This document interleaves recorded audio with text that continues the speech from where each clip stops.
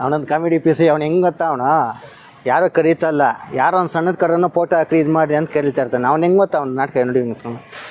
Hello ಬಟ್ಟೆ ಅಂಗಡಿಯವರಾ sir, ನೀವು ₹1 ಕೊಡ್ಬೇಡಿ sir, ನಿಮ್ಮ ಕಾಲಿಗೆ ಬೀಳ್ತೀನಿ, ಕರೆದಿರೋದೇ ಹೆಚ್ಚಿನ ನೀವು ₹1 ಕೊಡ್ಬೇಡಿ, 2.5 ಲಕ್ಷ ಅಂದ್ಬಿಟ್ಟು ನೀವು ನನಗೆ ಹೇಳಿ.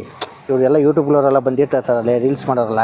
ನಾನು ಅಲ್ಲಿ ಏನು ಹೇಳ್ತೀನಿ ಗೊತ್ತಾ, 2.5 ಲಕ್ಷ ಕೊಟ್ಟರು, 3 ಲಕ್ಷ ಕೊಟ್ಟರು ಅಂತ ನಾನು ಹೇಳ್ತೀನಿ. ನೀವು ನೀವು ಸಾಕು, ಬೇಕಾ ನಾನೇ ನಿಮ್ಗೆ ಒಂದು 50,000 ಕೊಟ್ಬಿಡ್ತೀನಿ ಸರ್. ದೇವರಣೆಗೂ ಸರ್, ನಾನು ಹೇಳೋ ಮತ್ತೆ ಕೇಳ್ರಿ, ನಾನೇ 50,000 ಕೊಟ್ಬಿಡ್ತೀನಿ. ನಂದು ಇದು ಕ್ರಾಸ್ ಬಿಡ್ ನಾಯಿ ಒಂದು ಎತ್ಕೊಂಬರ್ತೀನಿ, ಸುಮ್ಮನೆ ಅಲ್ಲಿ ಶಾಪ್ ಕೊಡ್ತಾಯಿರ್ತೀನಿ, ನೀವು ಸುಮ್ಮನೆ ಹುಮ್ಮಸ್ ಕೊಡಿ ಸಾಕು, 50,000 ನಾನೇ ಕೊಡ್ತೀನಿ ಆಯಿತಾ.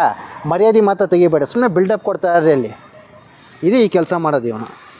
ನಾಚಿಕೆ ಆಗ್ಬೇಕು ಅವ್ನಿಗೆ. 2.5 ಲಕ್ಷ ಅಂತೆ, 50,000 ಲಕ್ಷ ಹೀರೋಗಳೇ ಬಂದು ಹೋಯ್ತಾವ್ರೆ. ಇವನು ನನ್ನ ಮಗನ ದುಡ್ಡಿಗೂ ಬೆಲೆ ಇಲ್ಲ, ಮಾನ ಮರ್ಯಾದೆ ತೆಕ್ಕೊಂಡು ಪ್ರಚಾರ ತಗೊಂತ ಇನ್ನೇನು ಹೇಳಂತೇಳಿ.